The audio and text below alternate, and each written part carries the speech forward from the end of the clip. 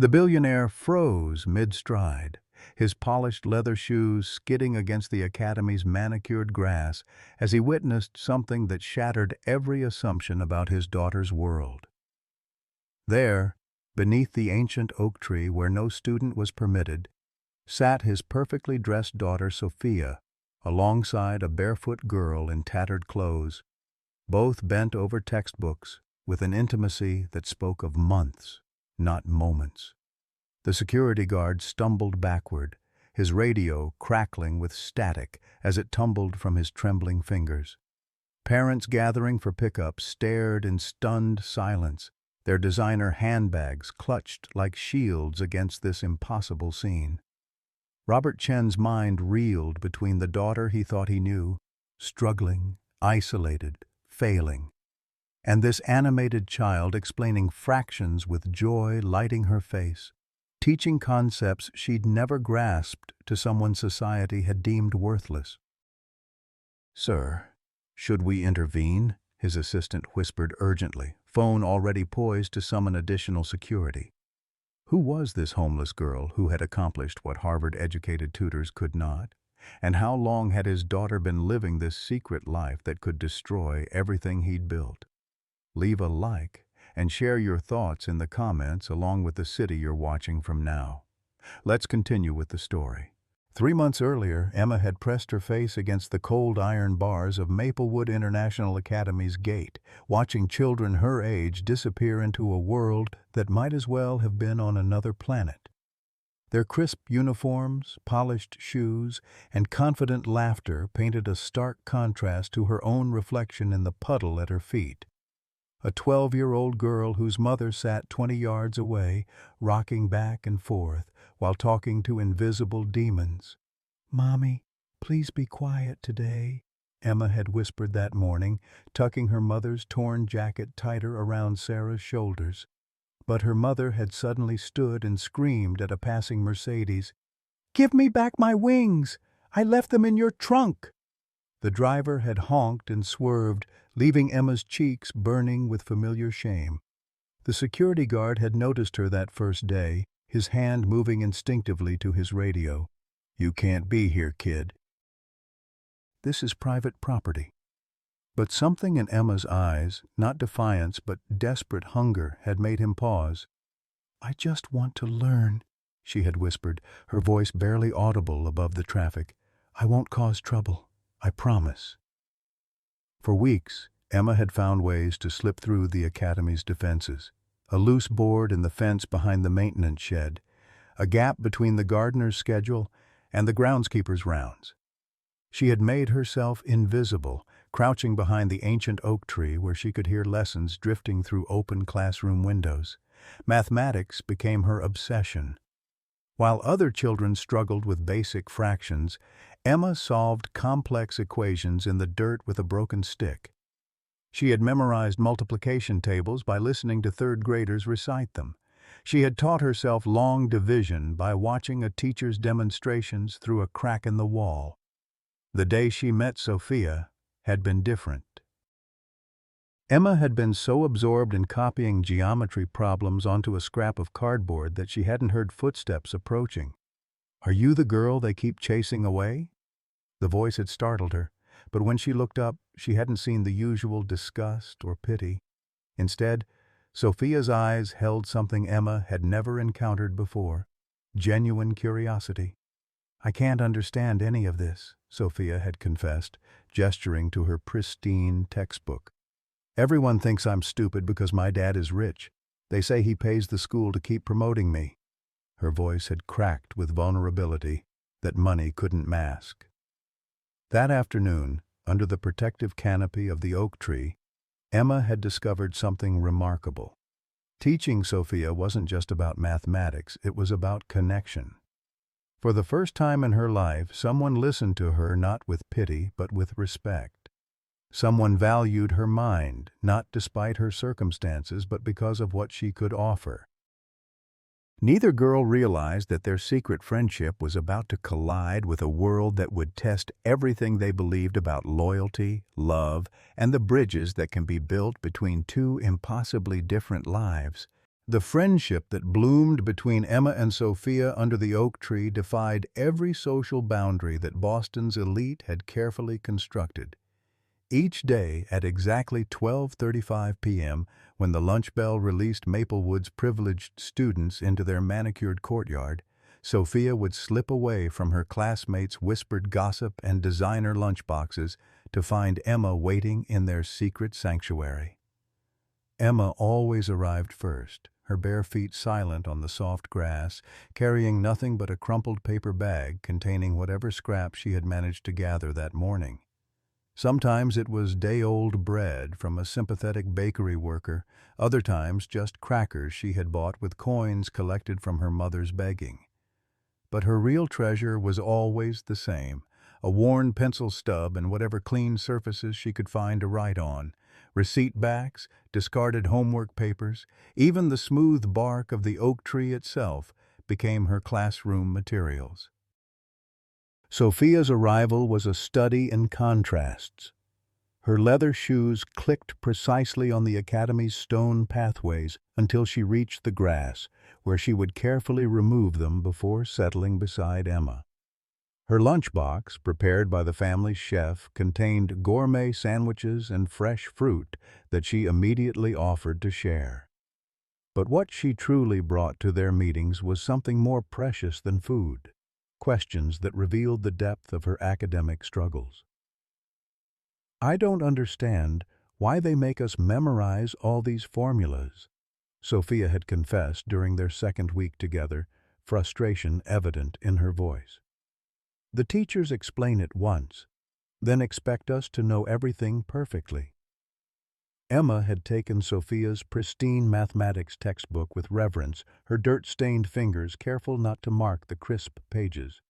"Math isn't about memorizing," she had explained patiently. "It's about seeing patterns. Look here. When you multiply fractions, you're really just asking how many parts of parts you have." The transformation in Sophia's understanding had been immediate and profound. For the first time in her academic career, numbers began to make sense. But more importantly, she discovered what it felt like to have someone believe in her intelligence, rather than simply tolerate her presence because of her father's wealth.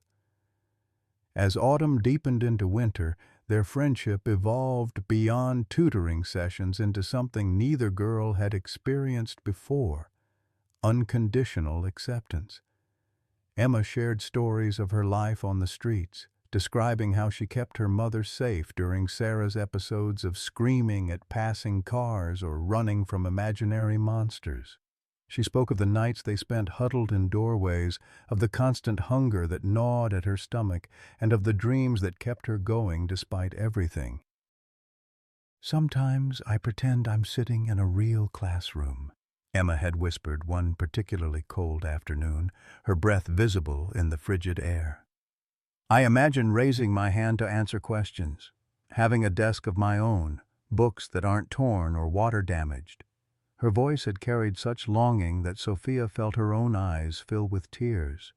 In return, Sophia revealed the isolation that came with her privileged life. "Everyone wants to be my friend because of my father's money," she had admitted. "They invite me to parties and sleepovers, but I can tell they're just hoping to impress their parents. No one actually likes me for who I am." Their bond deepened through small acts of kindness that spoke louder than words. Sophia began bringing extra sandwiches, claiming she wasn't hungry when she was actually saving food for Emma. She smuggled school supplies from her backpack, fresh notebooks, pens that actually worked, even a small calculator that she insisted Emma needed more than she did. Emma, despite having so little, found ways to give back. She created elaborate stories during their time together, weaving tales of adventure and hope that transported Sophia from her world of pressure and expectations. She drew pictures in the dirt, illustrating mathematical concepts in ways that made complex ideas suddenly clear. Most importantly, she offered something Sophia had never received before: genuine praise for her efforts rather than her achievements. "You're not stupid," Emma had said firmly one day, when Sophia expressed frustration about her performance in literature class. "You just learn differently than they teach. Look at how you solved that algebra problem yesterday. You found a method I never would have thought of." The academic improvements in Sophia were impossible to hide. Her grades climbed steadily from barely passing to honor roll.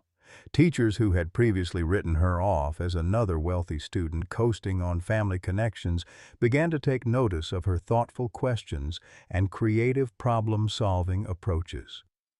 During parent-teacher conferences, her instructors expressed amazement at her sudden transformation. "Sophia has shown remarkable growth this semester," her mathematics teacher, Mrs. Harrison, had told Robert Chen during their November meeting. "She's developed an intuitive understanding of concepts that were troubling her just months ago. Has she been working with a new tutor?"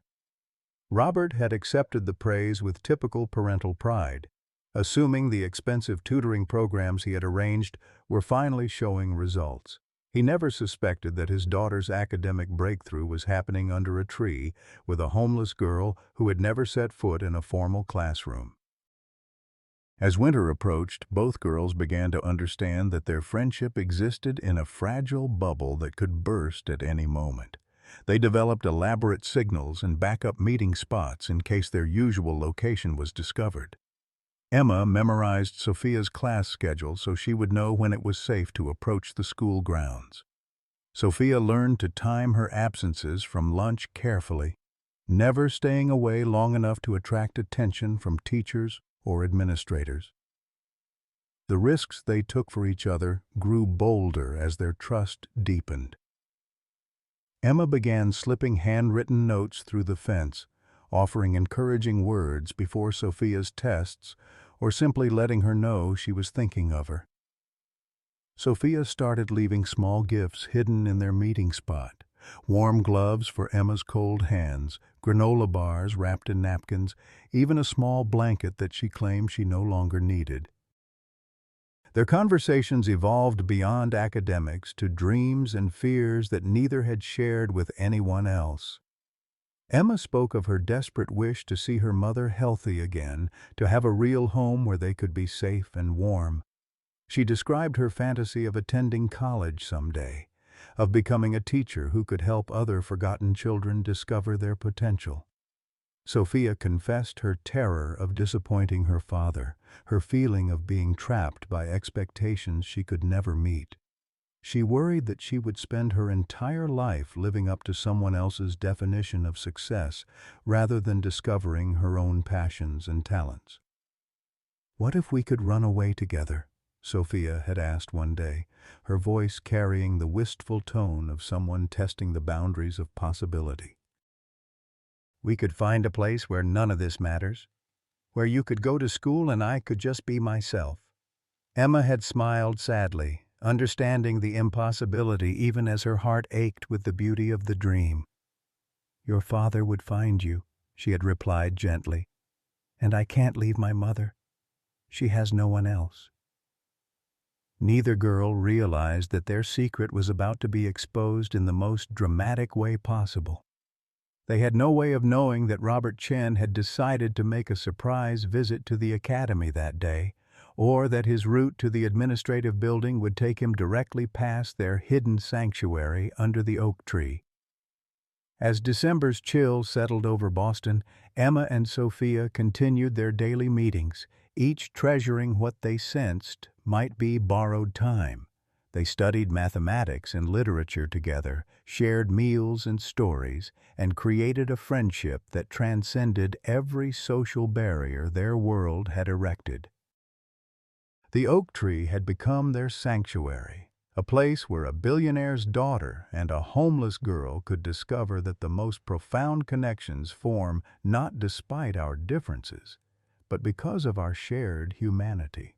Neither could have imagined that their next meeting would be their last as equals, or that the man approaching through the academy's gardens would forever alter the trajectory of both their lives.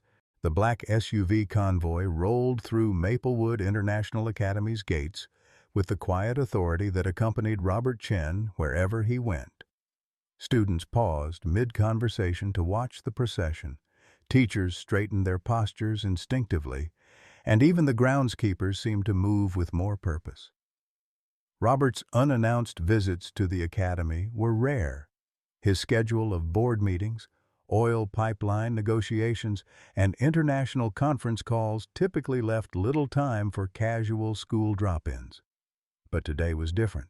The quarterly academic reports had arrived that morning, and Sophia's transformation from struggling student to honor roll had caught his attention in ways that both pleased and puzzled him. Her mathematics scores had jumped 2 full grade levels in 3 months. Her literature essays, once painful exercises in basic comprehension, now demonstrated analytical thinking that impressed her teachers.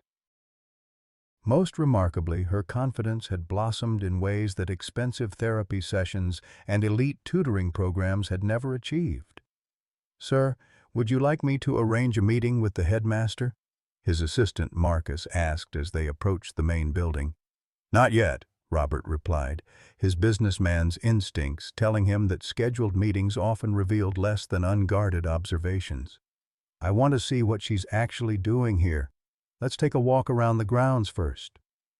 The December air carried the crisp bite of approaching winter as Robert stepped out of the vehicle, his wool overcoat pristine against the backdrop of manicured lawns and Gothic architecture. Maplewood represented everything he had worked to provide for Sophia: elite education, influential connections, and the kind of polished environment that molded future leaders. Yet something nagged at him about her recent changes. The tutors he had hired reported that Sophia seemed distracted during their sessions, as if she were thinking about concepts they hadn't covered. Her study habits had shifted dramatically. Instead of the mechanical memorization they had drilled into her, she now approached problems with creative thinking that surprised everyone. When asked about her methods, she would simply say she had figured out better ways to understand the material. As Robert walked the academy's stone pathways, he reflected on the daughter who had once come home in tears after every mathematics test. Sophia had inherited his analytical mind, but none of his natural confidence with numbers. He had watched her struggle through basic arithmetic, while her classmates effortlessly solved complex equations. The transformation seemed almost miraculous. Until now, watching her through the library windows, he could see something he had never witnessed before. She was laughing. Not the polite, measured laughter he was accustomed to hearing at family dinners or social events, but genuine, unguarded joy as she worked through what appeared to be a challenging geometry problem. Her face was animated, her hands moving expressively as she explained something to Robert's steps slowed as he tried to process what he was seeing. Sophia wasn't alone in the library. Beside her sat a girl he had never seen before, a child whose appearance stood in stark contrast to everything Maplewood represented. The girl's clothes were clean but obviously worn, her dark hair pulled back with what looked like a piece of string rather than a proper hair tie. Most striking were her feet, completely bare despite the cold weather. "Marcus," Robert called quietly to his assistant, "do you see what I'm seeing?" Marcus followed his gaze and frowned. "Sir, that appears to be a non-student in the library." "Should I alert security?" "Not yet." Robert's mind was racing through possibilities. Perhaps this was a scholarship student whose family couldn't afford proper uniforms. Maybe it was someone's younger sister visiting for the day. But something about the interaction between the two girls suggested a familiarity that couldn't be explained by a casual encounter. He watched as Sophia pulled out her lunch, an elaborate meal prepared by their family chef, and immediately began sharing it with her companion. The unknown girl accepted the food with grace, but no surprise, suggesting this was a regular occurrence. More intriguingly, when Sophia struggled with a particular concept, it was the barefoot girl who provided the explanation, her gestures confident and clear as she guided Sophia through the solution. Robert felt a cold realization beginning to form in his mind. He had spent thousands of dollars on elite tutors, specialized programs, and educational consultants to help Sophia with her academic struggles. Yet here was clear evidence that someone else, someone who didn't belong in this world of privilege, was providing the guidance that had transformed his daughter's academic performance. "Sir, I really think we should," Marcus began, but Robert held up a hand for silence. He needed to understand what he was witnessing before taking action. Moving closer to the library windows, he could hear fragments of their conversation through the glass. The unknown girl was explaining mathematical concepts with a clarity and patience that put professional educators to shame. Her teaching style was intuitive, using analogies and visual examples that made complex ideas accessible. "Think of fractions like pizza slices," the girl was saying, her voice carrying the kind of enthusiasm that couldn't be faked. "When you multiply them, you're asking how many slices of slices you have. So 1/2 times 1/3 means you're taking 1/2 of 1/3, which is 1/6 of the whole pizza." Sophia's face lit up with understanding. "So, when the numbers get bigger on the bottom, the pieces get smaller?" "Exactly. You've got it." Robert had never seen his daughter grasp mathematical concepts so quickly or with such obvious joy. The expensive tutors he had hired were certainly qualified. Harvard graduates with impressive credentials and proven track records. But they had never achieved what this mysterious girl was accomplishing with nothing more than patience and creative explanations. As he continued watching, other details began to register.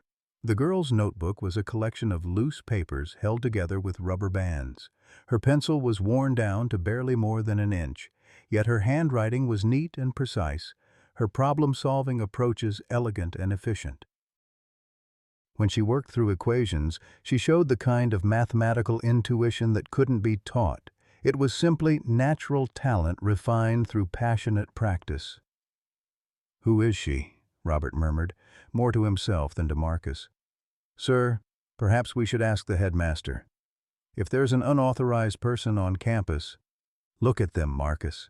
Robert's voice carried a note of wonder that surprised his assistant. "Look at how they interact. This isn't some random encounter. They know each other well. They're friends." The word felt strange in this context. Sophia had always struggled to form genuine friendships at Maplewood.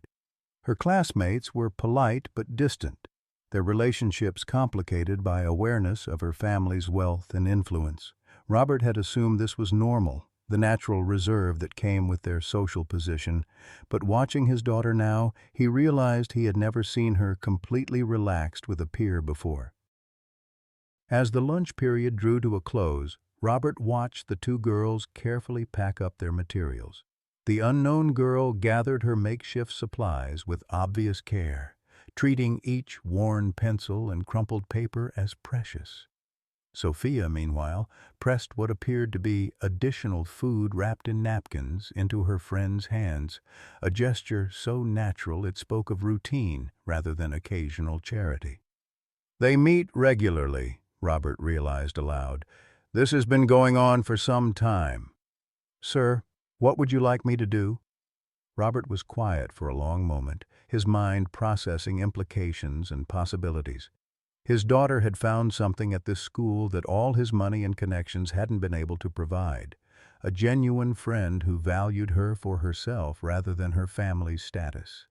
But that friend was clearly not supposed to be here, and their relationship existed in direct violation of every security protocol the academy maintained. As the two girls prepared to part ways, Robert made a decision that would change everything. "Follow her," he told Marcus quietly. "The unknown girl. I want to know where she goes, where she comes from, and how she got onto this campus. But do it discreetly. Don't let either of them know they're being watched. And Miss Sophia, leave her alone for now. I need to understand what's really happening here before I take any action." As Robert watched his daughter return to her regular classes, he couldn't shake the feeling that he was about to uncover something that would challenge everything he thought he knew about education, friendship, and what his money could and couldn't buy. Marcus returned to the SUV 30 minutes later, his expression grim and his usually immaculate suit slightly disheveled from navigating Boston's rougher neighborhoods. Robert looked up from his phone, where he had been reviewing quarterly reports, but the numbers suddenly seemed insignificant compared to whatever his assistant had discovered. "Sir, you need to hear this," Marcus said, sliding into the seat beside him. His voice carried the careful tone of someone delivering news that would fundamentally alter his employer's worldview. "Where does she come from?" Robert asked directly, setting aside his tablet. Marcus pulled out his phone and showed Robert a series of photographs he had taken discreetly. The images told a story that no amount of wealth or privilege could have prepared Robert to understand. The first photo showed Emma walking away from Maplewood's pristine grounds, her bare feet moving with practiced silence along the sidewalk. The subsequent images tracked her journey through increasingly deteriorated neighborhoods until she reached a part of Boston that might as well have been on another planet. "Her name is Emma," Marcus began, consulting his notes. "She's 12 years old and she lives here." He showed Robert a photograph of a woman sitting beside a storm drain, her appearance suggesting severe mental illness. The woman was rocking back and forth, talking animatedly to no one, while Emma sat beside her with protective posture that spoke of long practice. "That's her mother?" Robert asked, though the answer was evident in Emma's gentle, patient interaction with the clearly disturbed woman. "Sarah Mitchell. I spoke with some local shop owners. The woman has been on the streets for years, diagnosed with severe schizophrenia but not consistently medicated. She refuses most attempts at help, and social services has been unable to provide long-term solutions because she won't cooperate with treatment programs." Robert studied the photographs with growing disbelief. The contrast between his daughter's privileged world and Emma's reality was so stark it seemed impossible they could exist in the same city, let alone forge a friendship. "How does she survive?" "Emma supports them both by selling bottled water on street corners. The shop owners say she's been doing it for at least 2 years, maybe longer. She's remarkably responsible, always pays her debts, never causes trouble, and somehow keeps her mother relatively safe despite the circumstances." The next series of photographs showed Emma's daily routine, arriving at various intersections before dawn, setting up her small inventory of water bottles, and patiently waiting for customers throughout the day. Even in the photos, her intelligence was evident in how she positioned herself at optimal locations and managed her modest business with entrepreneurial instinct that would have impressed Robert in any other context. "She's been getting onto Maplewood's campus through a gap in the fence behind the maintenance building," Marcus continued. "The groundskeeper I spoke with has seen her multiple times but assumed she was connected to the school somehow. He said she never caused problems or took anything. She just seemed to disappear into the grounds and emerge hours later." Robert felt something shift in his chest as he processed this information.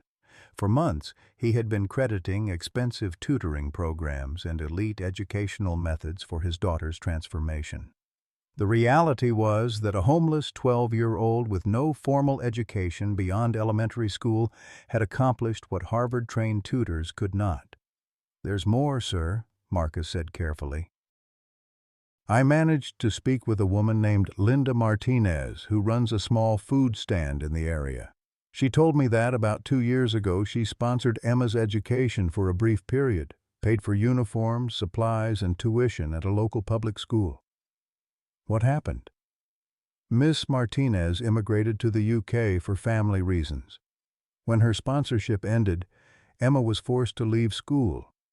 According to the teacher I contacted, Emma was extraordinarily bright, solving problems well above grade level and demonstrating natural teaching abilities even as a student." Robert stared out the window at Maplewood's manicured campus, trying to reconcile the world he had created for Sophia with the harsh reality Emma faced daily. The girl who had transformed his daughter's academic performance was living a life of poverty and instability that he couldn't have imagined in his worst nightmares. "She's been sneaking into various schools since then," Marcus continued. Always trying to learn, never causing disruption.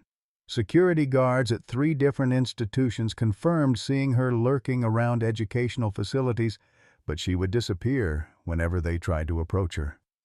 The photographs Marcus showed next were the most striking. Images of Emma teaching Sophia under the oak tree with an intensity and skill that professional educators would envy. Her gestures were confident, her explanations clear, and her patience infinite as she guided Sophia through concepts that had previously seemed impossible. "How long has this been going on?" Robert asked. Based on Sophia's academic improvement timeline and conversations with school staff, I estimate approximately 3 months. They meet daily during lunch period, and apparently Emma has been providing comprehensive tutoring in mathematics, literature, and science. Robert felt a complex mixture of emotions washing over him.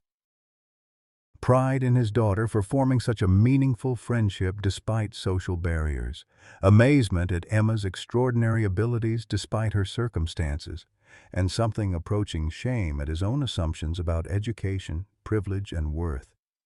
"Sir, there's one more thing," Marcus said hesitantly. "I witnessed an interaction that I think you should know about." He showed Robert a video he had recorded on his phone. In it, Emma was sharing her meager lunch, a single piece of bread and an apple, with her mother, breaking the food into small pieces and patiently feeding the woman who seemed unaware of her surroundings. The tenderness in Emma's actions, combined with her obvious hunger, created an image of sacrifice that struck Robert with unexpected force. "She gives away most of what she earns," Marcus explained. "Food, medicine when she can afford it, even blankets for her mother. The shop owners say they've never seen her spend money on herself. Everything goes toward keeping her mother safe and fed." Robert closed his eyes, trying to process the full scope of what he had learned. This remarkable child, more intelligent than students with every educational advantage, more devoted than anyone had a right to expect, more resilient than seemed humanly possible, was living in conditions that would break most adults. "What do you recommend, sir?" Marcus asked carefully. Robert was quiet for several minutes, his mind racing through possibilities and implications. He could have Emma removed from the campus, ending her friendship with Sophia and returning both girls to their separate worlds. He could report the security breach and ensure that such unauthorized access never happened again. He could maintain the careful boundaries that separated his family's privileged existence from the harsh realities of the outside world. Or he could do something unprecedented. "Schedule a meeting with the headmaster for tomorrow morning," Robert said finally. "I want a full review of our scholarship programs and admission policies." "Sir?" "And Marcus, I want you to research the best residential treatment facilities for adults with severe mental illness. Money is not a factor. I want options that focus on dignity and long-term stability rather than merely managing symptoms." Marcus looked up from his notes with surprise. "Are you considering—" "I'm considering the possibility that my daughter has found something more valuable than anything I've been able to give her," Robert interrupted. "And I'm wondering if it's time I learned from both of them." As the SUV pulled away from Maplewood's campus, Robert continued studying the photographs of Emma and Sophia together. The image that stayed with him longest was one where both girls were laughing over a shared joke, their faces bright with the kind of genuine happiness that couldn't be purchased at any price. For the first time in his adult life, Robert Chen found himself questioning whether his definitions of success, education, and worth were as solid as he had always believed.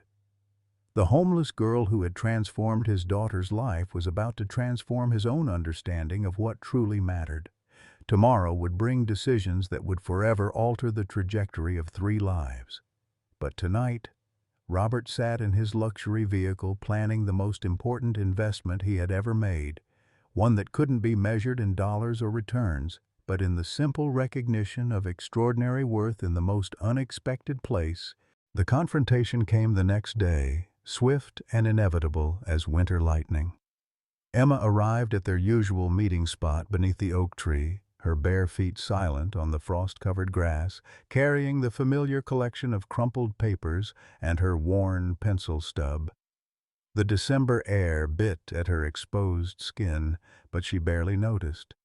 Her mind was focused on the geometry problems she had worked out the night before, using the back of a discarded flyer she had found near the subway station.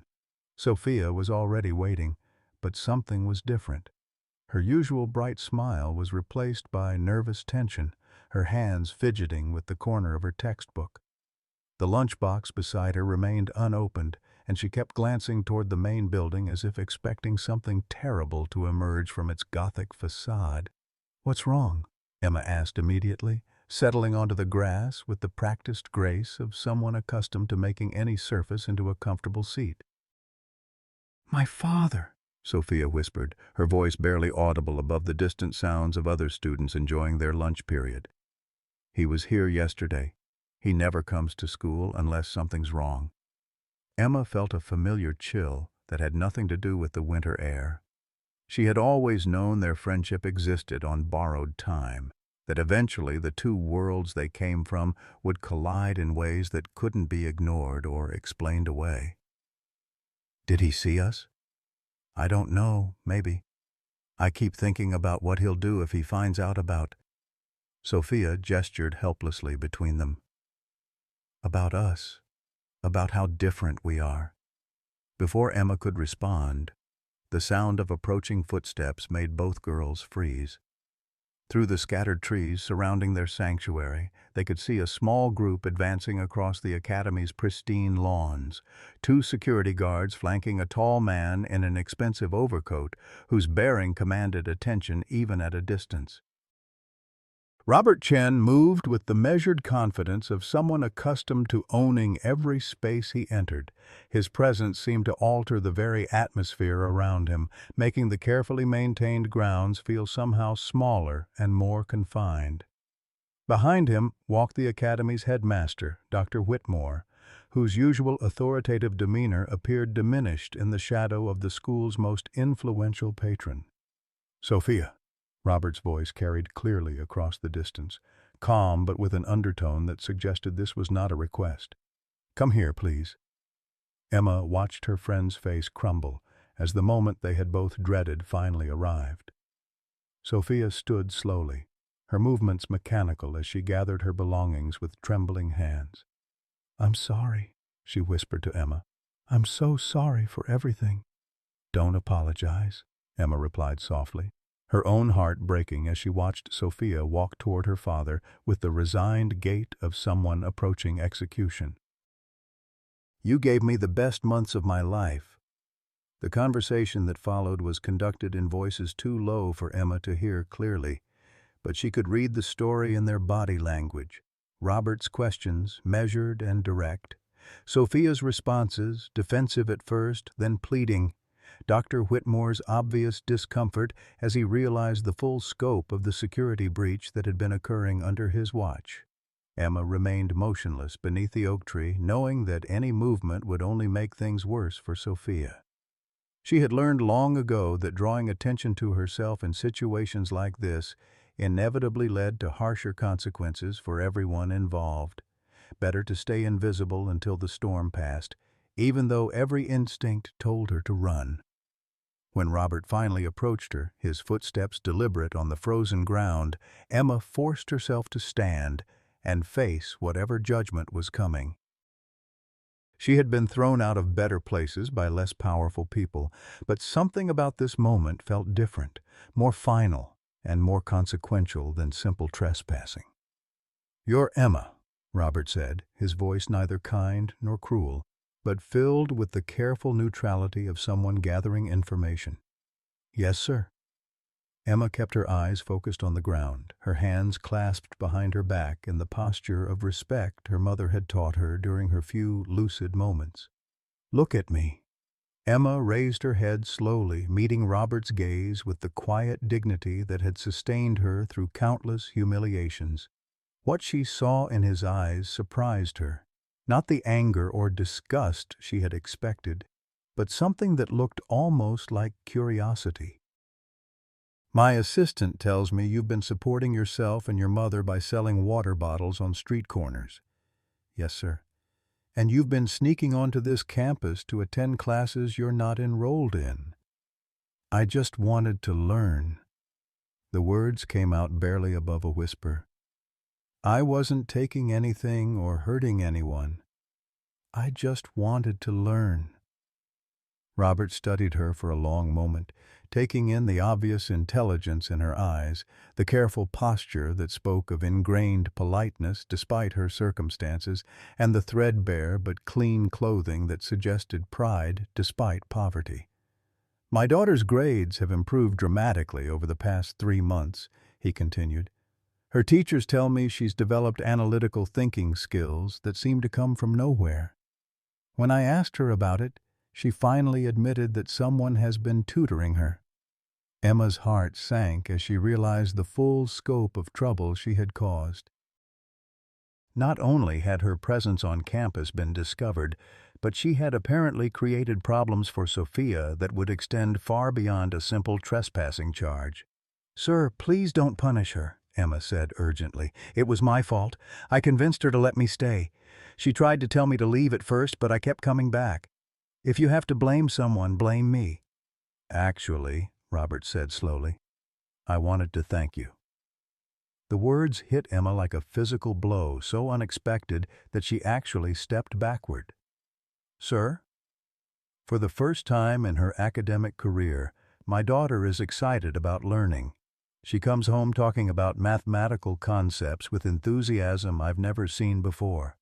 Her confidence has grown in ways that the most expensive tutors never achieved."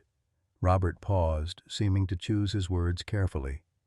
"You've given her something I couldn't buy: genuine friendship and effective teaching." Emma blinked in confusion, unable to process what she was hearing. Adults, in her experience, didn't express gratitude to homeless children who violated their carefully maintained boundaries. They issued warnings, called authorities, or simply pretended she didn't exist. "I've made some inquiries about your situation," Robert continued.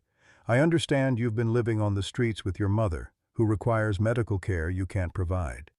"She's not bad," Emma said quickly, the defensive tone she used whenever anyone criticized her mother. "She's just sick. She can't help the way she is."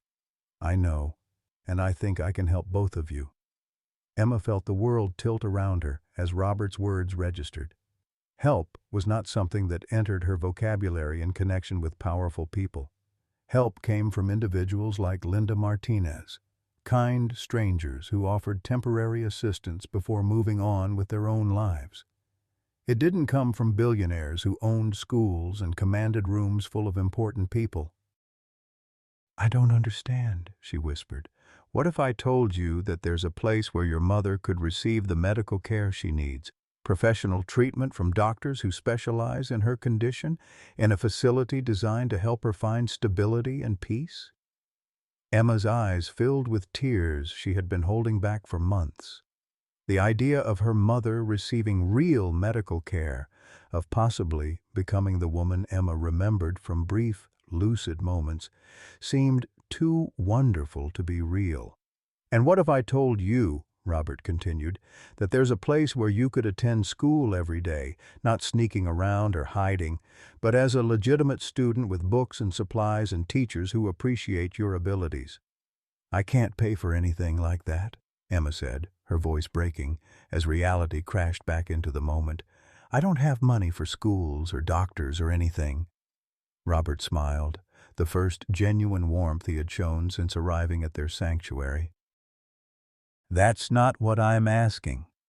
What I'm offering is the chance for both of you to have the lives you deserve, with no conditions except that you continue being exactly who you are." Emma stood motionless beneath the oak tree that had sheltered her friendship with Sophia, trying to process an offer that seemed to promise everything she had ever dreamed of. But years of disappointment had taught her to be wary of promises that seemed too good to be true. "Why?" she asked simply. Why would you do this for us?" Robert looked back toward Sophia, who was watching their conversation with obvious anxiety and hope. "Because my daughter found something in you that I had failed to provide. Proof that intelligence and worth aren't determined by circumstances. You've taught her more than expensive tutors ever could, and you've shown me that the most valuable things in life can't be purchased." The transformation began that very afternoon, swift and comprehensive in the way that only unlimited resources could make possible. Robert Chen's decision to help Emma and her mother set in motion a carefully orchestrated series of events that would have seemed like fantasy to the girl who had awakened that morning on a cardboard mattress beside a storm drain. Within 2 hours of their conversation beneath the oak tree, a team of social workers and medical professionals had located Sarah Mitchell and begun the delicate process of convincing her to accept help. Dr. Patricia Reeves, a specialist in treating homeless individuals with severe mental illness, approached Sarah with the kind of patience and respect that Emma had never seen adults show her mother. "Sarah, my name is Dr. Reeves," the woman said gently, crouching down to Sarah's eye level beside the storm drain. "I'd like to talk with you about getting some help for the voices you've been hearing." Sarah looked up from the bottle cap she had been polishing obsessively, her eyes focusing on the doctor with surprising clarity. "You can hear them too?"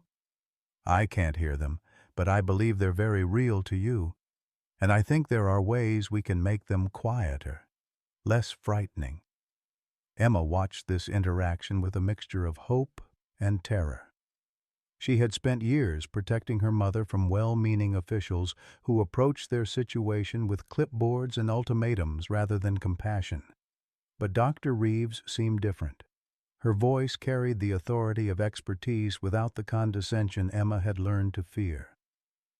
"Will you come with me to a place where we can talk more privately?" Dr. Reeves asked. "Emma can come too. No one will be separated." The promise to keep them together proved to be the key that unlocked Sarah's cooperation. For the first time in Emma's memory, her mother voluntarily stood and followed a stranger, her hand gripping Emma's with surprising strength as they walked toward the waiting medical transport vehicle. Meanwhile, at Maplewood Academy, Robert was having a conversation with Dr. Whitmore that would reshape the school's approach to education and opportunity. The headmaster sat across from his most influential patron, his usual confidence replaced by nervous attention as Robert outlined his expectations. "I want Emma enrolled immediately," Robert said without preamble.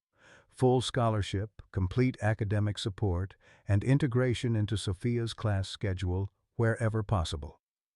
Mr. Chen, I appreciate your philanthropic instincts, but we have procedures for admission, background checks, academic evaluations, family interviews, which we'll complete retroactively," Robert interrupted. "This girl has been auditing classes on your campus for months without detection, teaching concepts to my daughter that your faculty couldn't convey, and demonstrating intellectual abilities that surpass most of your enrolled students. What more evaluation do you need?" Dr. Whitmore shifted uncomfortably in his chair. "The other families might have concerns about the precedent this sets, about the type of students we're admitting." "The type of students?" Robert's voice carried the edge that had intimidated boardrooms across 3 continents. "You mean intelligent, motivated children who demonstrate exceptional academic ability despite challenging circumstances?" "Yes, I can see how that would threaten our standards." The conversation continued for another hour, but the outcome was never in doubt. Robert Chen's influence extended far beyond financial contributions. His presence on the Board of Trustees and his connections throughout Boston's educational establishment made his requests functionally indistinguishable from commands. By evening, Emma found herself in a private room at Massachusetts General Hospital's psychiatric facility, watching through a window as teams of doctors evaluated her mother with gentle thoroughness. The contrast between this pristine medical environment and the storm drain they had called home that morning seemed impossibly vast. "The good news is that your mother's condition is very treatable," Dr. Reeves explained to Emma as they sat in a comfortable consultation room. "She's been living with untreated schizophrenia for years, but with proper medication and therapy, we can reduce her symptoms significantly." "Will she remember me?" Emma asked, voicing the fear that had haunted her since childhood. "When she gets better, will she still know who I am? The medications will help clear her thinking, not erase her memories. If anything, treatment should help her remember more clearly and connect with you more consistently." Emma nodded, though the concept of her mother being consistently present and aware seemed as foreign as the idea of attending school legitimately. Change on this scale was difficult to process, even when it represented everything she had dreamed of. The practical arrangements unfolded with startling efficiency. Robert had assigned Marcus to coordinate Emma's transition, and his assistant approached the task with the same meticulous attention to detail he brought to billion-dollar business transactions. A suite had been reserved at a nearby hotel for Emma to stay in during her mother's initial treatment period. A complete wardrobe of age-appropriate clothing had been purchased and delivered. School supplies, textbooks, and even a laptop computer appeared as if summoned by magic. "This is too much," Emma protested when Marcus showed her the hotel room that was larger than most apartments she had seen. "I can't accept all of this." "Mr. Chen was very specific about his expectations," Marcus replied kindly. "He wants you to focus entirely on your education and your mother's recovery without worrying about practical necessities." The first night in an actual bed proved more challenging than Emma had anticipated. The mattress felt impossibly soft after years of sleeping on cardboard and concrete. The silence was unnerving. No traffic noise, no sounds of her mother's restless movements, no constant awareness of potential dangers. She lay awake for hours, overwhelmed by the surreal nature of her new circumstances. The next morning brought her first official day as a Maplewood Academy student. Emma stood before the bathroom mirror, barely recognizing herself in the navy blazer and pleated skirt that constituted the school uniform. The girl looking back at her appeared to belong in the world she was about to enter, but inside she still felt like the barefoot child who had pressed her face against locked gates. Sophia was waiting in the main hallway when Emma arrived, her face bright with excitement and relief. "I can't believe this is really happening," she whispered as they walked toward their first shared class. "I was so scared yesterday that I'd never see you again." "I'm still scared," Emma admitted. "What if I don't belong here? What if the other students can tell I'm different?" "You've always belonged here," Sophia replied firmly. "You're smarter than any of us. The only difference is that now everyone will know it." The prediction proved accurate within the first hour. Emma's mathematics teacher, Mrs. Harrison, presented the class with a complex algebraic problem that had challenged students for the entire previous week. Emma solved it in minutes, using an approach that impressed even the instructor. "Where did you learn that method?" Mrs. Harrison asked with genuine curiosity. "I figured it out," Emma replied simply, unaware that her casual brilliance was already becoming legendary among the faculty. By lunchtime, word had spread throughout the academy about the new scholarship student who was redefining academic expectations. Some students whispered about her mysterious background, but the curiosity was largely positive. Emma's obvious intelligence and Sophia's enthusiastic endorsement created a protective shield around her integration into the school community. The most profound change, however, was happening at the hospital where Sarah Mitchell was beginning her journey toward stability. The combination of properly adjusted medications and consistent therapeutic support was producing results that amazed even the experienced medical staff. "Emma," Sarah said clearly when her daughter visited that evening, her voice carrying a lucidity that Emma hadn't heard in years, "is that really you, sweetheart?"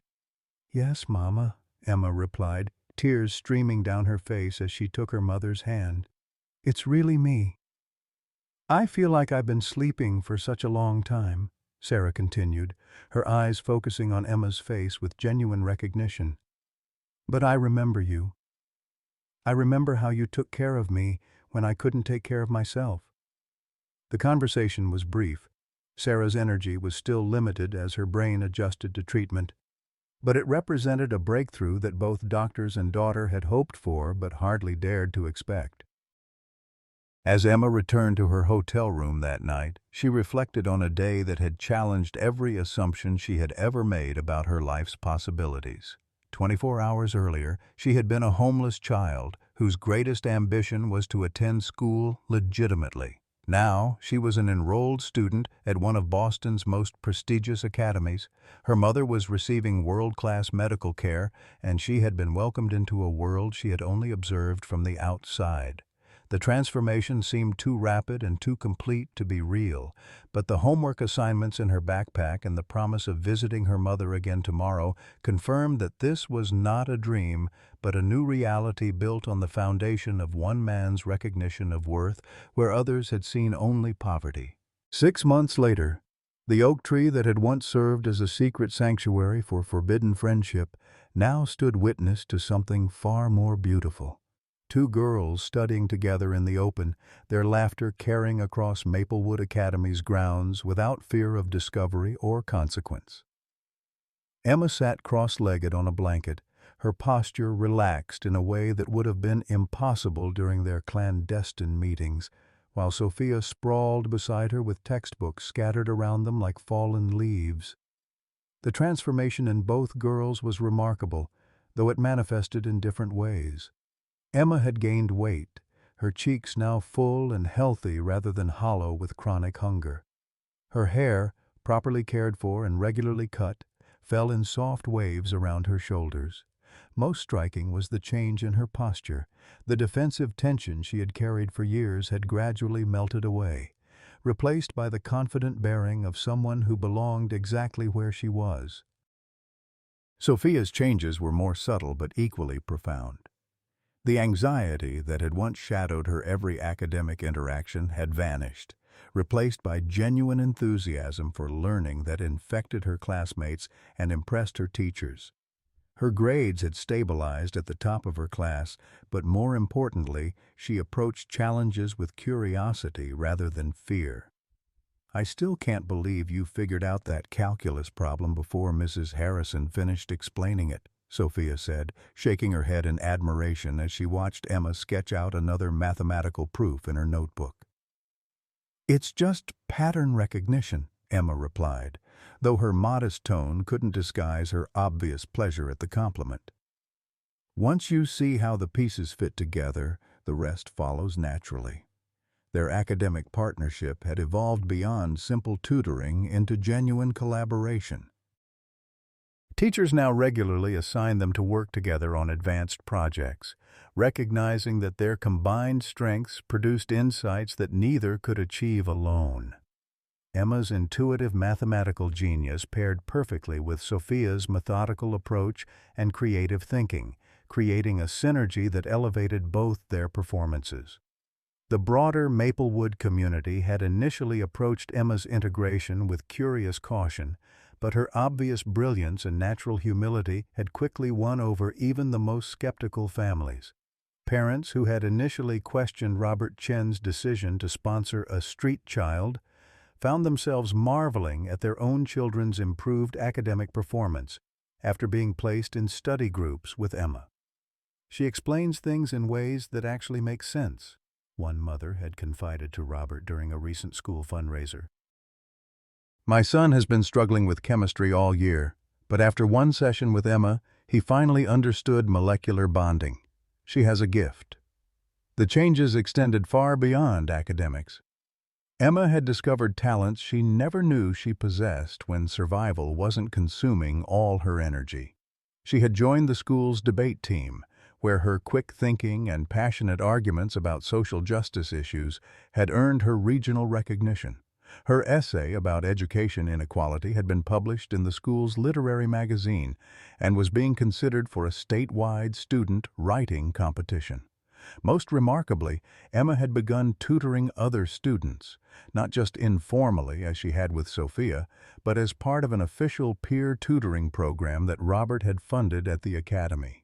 3 afternoons a week, Emma worked with struggling students from various grade levels, helping them discover their own potential in the same way she had helped Sophia months earlier. Teaching isn't just about explaining concepts, Emma had told Dr. Whitmore during a recent evaluation. It's about helping people believe they can understand things they thought were impossible. Once someone believes they can learn, the actual learning becomes much easier. The insight was being implemented throughout Maplewood's curriculum, with teachers receiving training in Emma's intuitive approach to building student confidence alongside academic competency. The girl who had once pressed her face against locked gates was now influencing educational policy at one of Boston's most prestigious institutions. Meanwhile, Sarah Mitchell's recovery continued to exceed all medical expectations. The combination of proper medication, consistent therapy, and the stability of knowing Emma was safe had produced improvements that Dr. Reeves described as remarkable even by professional standards. Sarah had been moved from the hospital's acute care facility to a specialized residential treatment center that focused on long-term stability and gradual independence. "Your mother is doing exceptionally well," Dr. Reeves explained during one of their regular progress meetings. "Her symptoms are well controlled and she's developing coping strategies that should allow her to live independently again with appropriate support systems in place." Emma visited her mother every day after school, a routine that had become one of the most treasured parts of her new life. Sarah was increasingly present and aware during these visits, asking thoughtful questions about Emma's studies and expressing amazement at the opportunities her daughter was pursuing. "I remember when you used to draw numbers in the dirt with sticks," Sarah had said during a recent visit, her voice clear and focused in a way that still amazed Emma. "I knew you were special, even when I couldn't tell you properly. I'm so proud of how far you've come." These conversations filled gaps in Emma's understanding of her own history.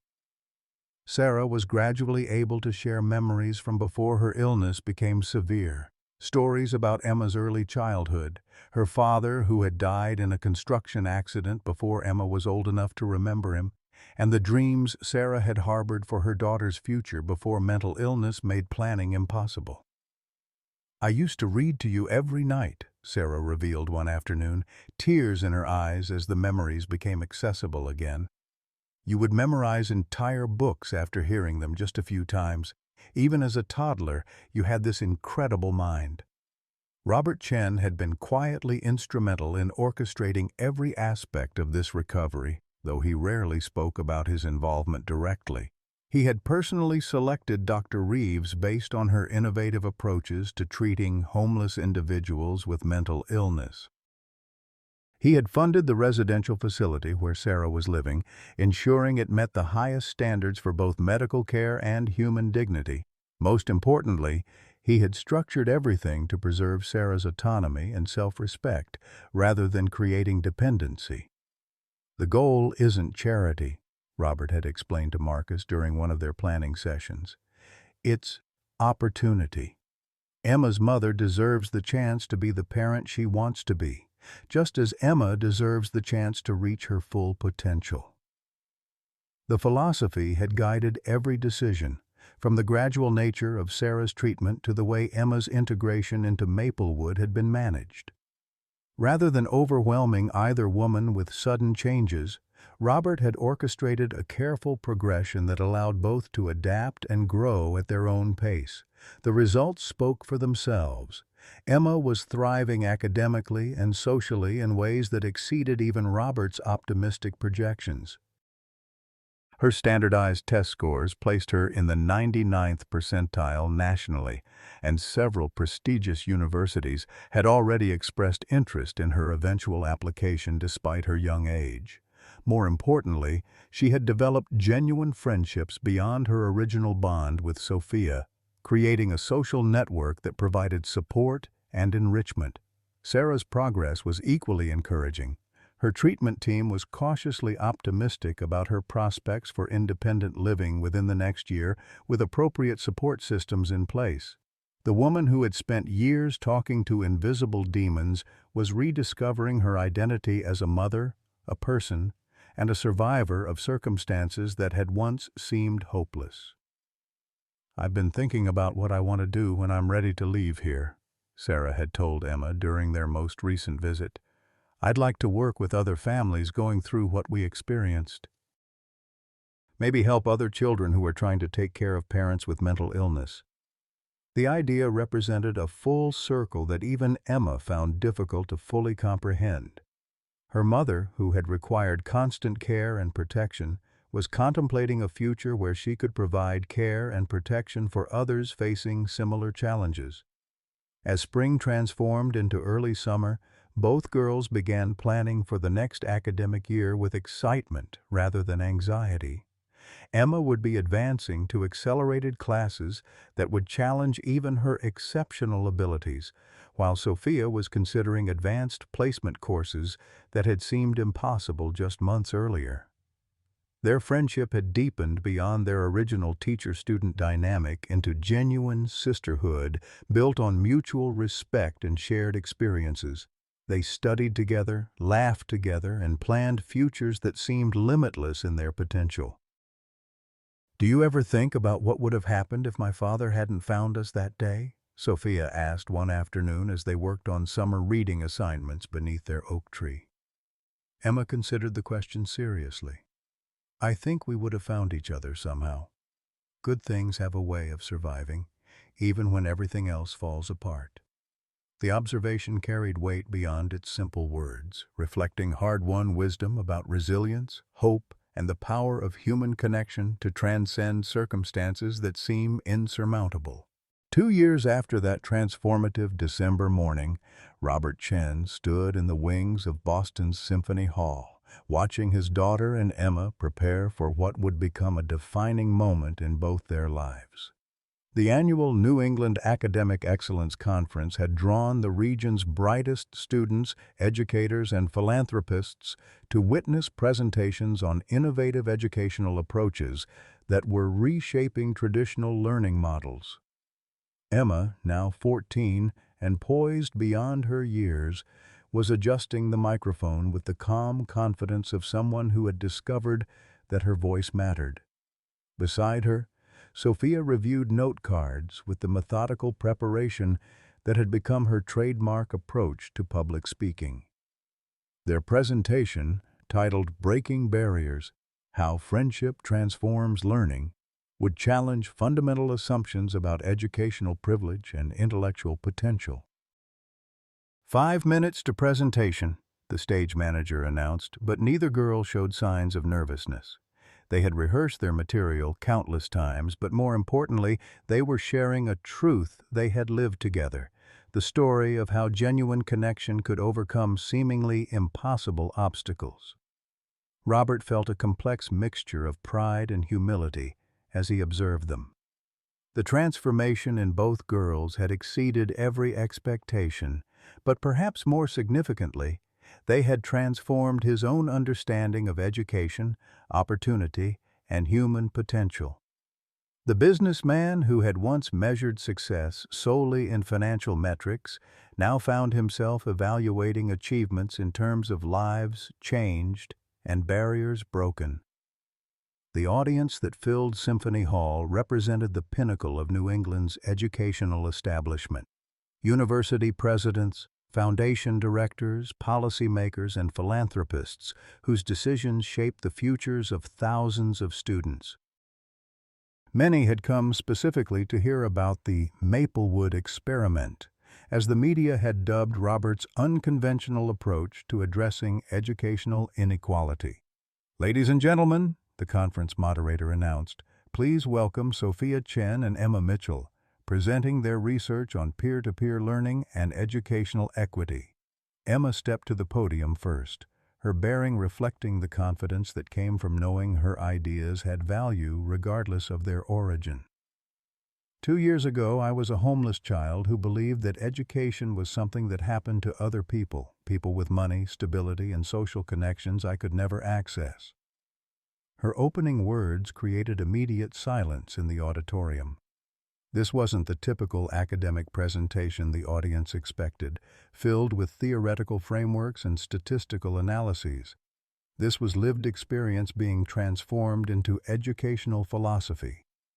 I learned to read by looking through school windows. I taught myself mathematics by collecting discarded worksheets from garbage bins. I memorized lessons by hiding behind buildings and listening to classes I wasn't allowed to attend.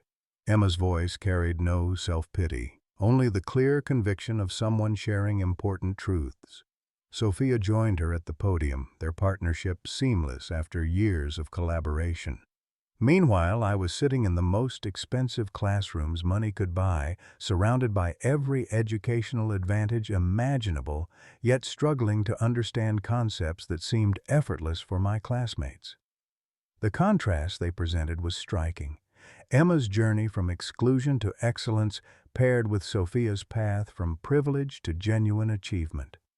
Together, they embodied the possibility of educational transformation that transcended traditional boundaries. What we discovered, Emma continued, is that learning isn't about the resources you have access to.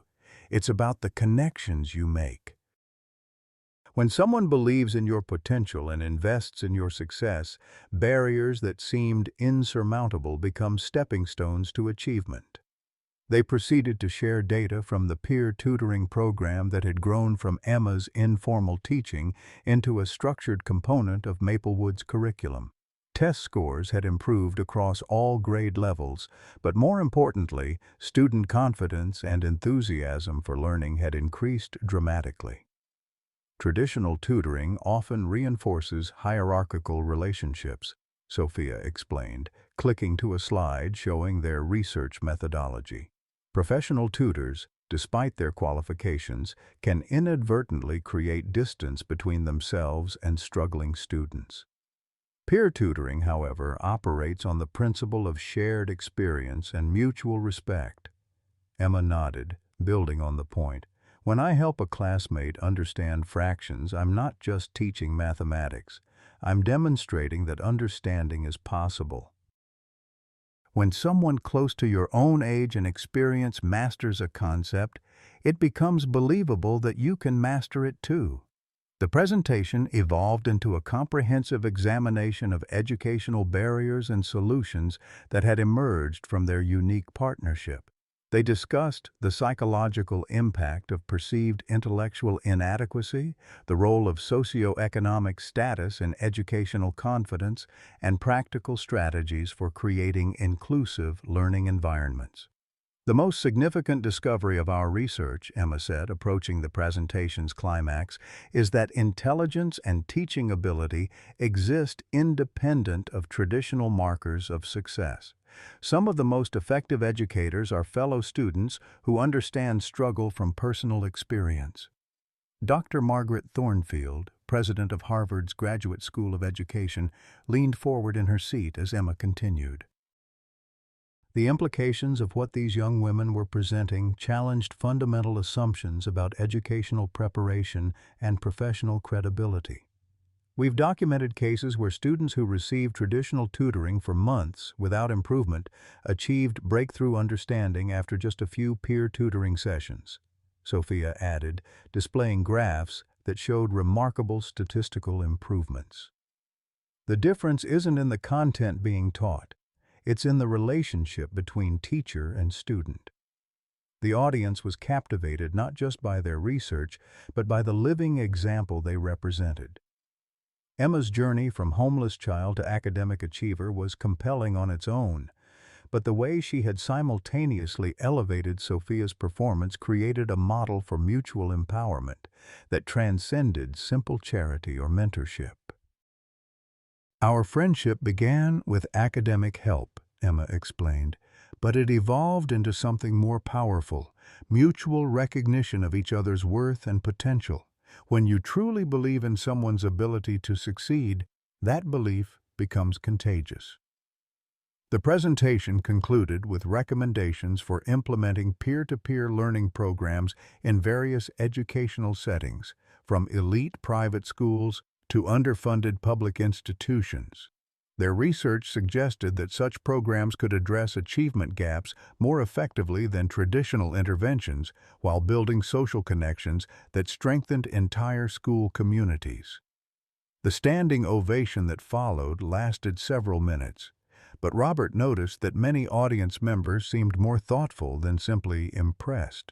Emma and Sophia had presented ideas that would require fundamental changes in how educational institutions approached teaching and learning. During the question and answer session that followed, Dr. Thornfield stood to address the presenters directly. Your research suggests that we may be overlooking teaching talent in unexpected places. How do we identify and develop these natural educators who might not have traditional qualifications? Emma smiled, recognizing the core challenge their work had identified. The first step is expanding our definition of qualification. Some of the most effective teachers are students who have struggled and succeeded, who understand learning obstacles from personal experience. We need to create pathways for these natural educators to share their gifts. Additionally, Sophia added, we need to value different types of knowledge. Emma taught me more about mathematics in 3 months than years of professional tutoring had accomplished, not because she knew more advanced techniques, but because she understood how to make complex concepts accessible and relevant. The conference continued with workshops and discussions that built on their presentation, but Robert could see that Emma and Sophia had fundamentally shifted the conversation. Educational leaders who had arrived thinking about funding formulas and standardized testing were leaving with questions about human potential and authentic connection. Later that evening, at the conference reception, Robert found himself in conversations with university presidents and foundation directors who wanted to understand how the Maplewood model could be replicated in their own institutions. The girl who had once sold water bottles to survive had become a catalyst for educational reform at the highest levels. Mr. Chen, Dr. Thornfield approached him during the reception. I'd like to discuss establishing a research partnership between Harvard and Maplewood Academy. What your daughter and Emma have documented deserves serious academic study and wider implementation. As Robert listened to her proposal, he reflected on the journey that had brought them to this moment. The decision to help Emma had begun with recognition of her extraordinary teaching ability, but it had evolved into something much larger, a demonstration that human potential exists independent of circumstances, and that the most profound educational innovations often come from unexpected sources. Emma and Sophia stood nearby, surrounded by educators eager to learn from their experience and insights. The homeless girl who had pressed her face against locked gates was now opening doors for countless other students who had been written off by traditional educational systems. Their story had become more than personal transformation. It was proof that when barriers are removed and potential is recognized, extraordinary things become possible. 5 years had passed since that December morning when Robert Chen discovered his daughter studying beneath an oak tree with a barefoot girl who would change everything he believed about education, potential, and the power of human connection. As he stood in the graduation ceremony audience at Harvard University, watching 18-year-old Emma Mitchell deliver the valedictorian address to her incoming freshman class, Robert reflected on a journey that had transformed not just 2 young lives, but an entire approach to recognizing and nurturing human potential. Emma stood at the podium with the poise of someone who had learned to command attention through substance rather than circumstance. Her words carried the weight of lived experience as she addressed her fellow students about overcoming barriers and refusing to accept limitations imposed by others' expectations. 6 years ago, I believed that education was something that happened to other people. Emma told the audience of Harvard's most promising incoming students. "I thought intelligence was a privilege reserved for those born into the right circumstances, with the right connections and the right resources. Today, I stand before you as proof that potential exists independent of privilege, and that the most profound learning happens when we connect with each other across the barriers that society creates." In the audience, Sarah Mitchell sat beside Robert and his family, her recovery so complete that newcomers would never guess she had once lived on the streets talking to invisible demons. The woman who had spent years unable to care for herself now worked as a counselor at a facility for families experiencing homelessness and mental health crises, helping other parents navigate the complex systems that had once seemed impossible to her. "I remember when Emma was little, before my illness became severe," Sarah had shared with Robert just weeks earlier. "Even then, she had this incredible ability to explain things in ways that made sense. She would teach neighborhood children their multiplication tables using bottle caps and stones, making games out of learning. I knew she was special, but I never imagined she would have opportunities like this." The transformation had rippled far beyond Emma's personal achievements. The peer tutoring program she had pioneered at Maplewood Academy had been implemented in over 200 schools across New England, with documented improvements in both academic performance and student confidence. Her research on educational equity had influenced policy discussions at the state level, leading to increased funding for programs that identified and supported academically gifted students from disadvantaged backgrounds. Sophia, now a confident young woman preparing for her own college journey, had chosen to attend Boston University's School of Education, inspired by her friendship with Emma to pursue a career in educational reform. Their partnership had evolved from teacher-student to collaborators and co-researchers, with both girls earning recognition for their innovative approaches to peer learning and academic mentorship. "What Emma taught me," Sophia had written in her college application essay, "is that intelligence isn't about having the right answers. It's about asking the right questions and refusing to accept that understanding is impossible. She showed me that learning is an act of courage, requiring us to be vulnerable enough to admit what we don't know and persistent enough to keep trying until we do." The academic community had taken notice of their work in ways that extended far beyond conference presentations and research papers. Emma had been awarded a full scholarship to Harvard, not just for her exceptional test scores, but for her documented ability to identify and develop educational innovations that addressed systemic inequalities. Her freshman year would include a work-study position with the Graduate School of Education, where she would help design programs for identifying gifted students in unconventional circumstances. Dr. Margaret Thornfield, who had become a mentor to both girls, often spoke about them in professional circles as examples of how traditional educational models missed extraordinary talent by focusing too narrowly on conventional markers of success. "Emma represents everything we claim to value in education," Dr. Thornfield had written in a letter supporting Emma's scholarship application. "She demonstrates that intellectual curiosity, analytical thinking, and teaching ability can flourish in any environment where they're recognized and nurtured.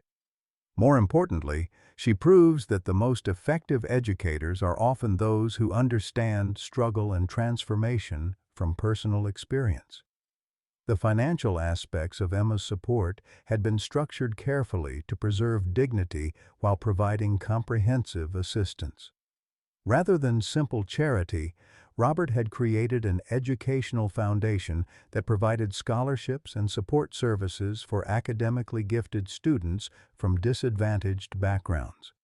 Emma served on the Foundation's Student Advisory Board, helping to identify and evaluate potential recipients based on her understanding of how to recognize potential that might be overlooked by traditional assessment methods. "No, the goal isn't to find students who already look successful," Emma had explained during a Foundation board meeting. It's to identify children who demonstrate intellectual curiosity and teaching ability despite circumstances that might mask their potential. Sometimes the most gifted students are the ones who've learned to help others understand difficult concepts because they've had to figure everything out for themselves. Her insight had led to the development of new scholarship criteria that valued demonstrated ability to help peers learn alongside traditional academic metrics. The foundation now supported over 50 students annually, creating a network of young people who understood both the challenges of educational inequality and the transformative power of opportunity. As Emma concluded her valedictorian address, she shared a perspective that had grown from her unique journey through educational exclusion to academic achievement. The greatest lesson I've learned, she told her fellow Harvard freshmen, is that education isn't something that happens to us, it's something we create together. Every time we help a classmate understand a difficult concept, every time we refuse to accept that someone isn't smart enough to succeed, every time we recognize potential in unexpected places, we're participating in the real work of learning. The standing ovation that followed reflected more than appreciation for her words. It represented recognition of the extraordinary journey that had brought her to this moment and the promise of what she might accomplish next. After the ceremony, as families gathered for celebrations, Robert found himself in conversation with other parents about the remarkable young woman Emma had become. Many expressed amazement at her poise and insight, but Robert always redirected attention to the broader implications of her success. Emma's achievements aren't remarkable because they're unexpected, he would explain. They're remarkable because they demonstrate how much potential we overlook when we judge students by their circumstances rather than their capabilities. She's not an exception. She's an example of what becomes possible when we remove barriers and provide genuine opportunity. The foundation Robert had created in Emma's honor had become a model for other philanthropic efforts, demonstrating how strategic investment in individual potential could create systemic change. Universities across the country had contacted the foundation seeking to identify and recruit students like Emma, young people whose academic ability had been developed outside traditional educational structures. As the evening celebration continued, Emma and Sophia stood together beneath the same oak tree on Harvard's campus that reminded them of their first meeting at Maplewood Academy. Their friendship had evolved through countless changes, but its foundation remained constant: mutual respect, shared commitment to learning, and recognition that the most meaningful achievements come from lifting others while pursuing your own growth. "Do you ever wonder what would have happened if we hadn't met?" Sophia asked, echoing a question they had explored many times over the years. "I think we were always meant to find each other," Emma replied, her voice carrying the wisdom of someone who had learned to trust in possibilities that once seemed impossible. Good people have a way of connecting, especially when they both believe that everyone deserves the chance to reach their potential. As they prepared to embark on separate college journeys, both young women carried with them the understanding that their friendship had created something larger than personal success. It had demonstrated that authentic connection could transform not just individual lives, but entire approaches to education and opportunity. The homeless girl who had once pressed her face against locked gates was now opening doors for countless others, proving that potential exists wherever curiosity meets courage, and that the most profound changes begin with someone believing that impossible things are actually just waiting for the right opportunity to become real.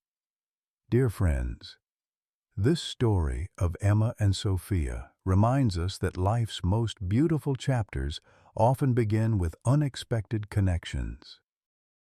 At 55, 68, many of us have grandchildren or know young people whose potential might be overlooked by traditional systems. Emma's journey from homelessness to Harvard proves that intelligence and worth aren't determined by circumstances. They're revealed when someone believes in them. Like Robert Chen, we have the power to recognize brilliance in unexpected places and create opportunities that transform lives. The greatest investments aren't always financial. Sometimes they're simply believing in someone when the world has written them off. Every child deserves a champion, and every one of us can be that person who sees potential where others see problems. What young person in your life could benefit from your belief in their potential? Have you ever discovered unexpected wisdom or talent in someone society had overlooked? Please share your thoughts and experiences in the comments below. Your story might inspire others to become champions for overlooked potential in their own communities.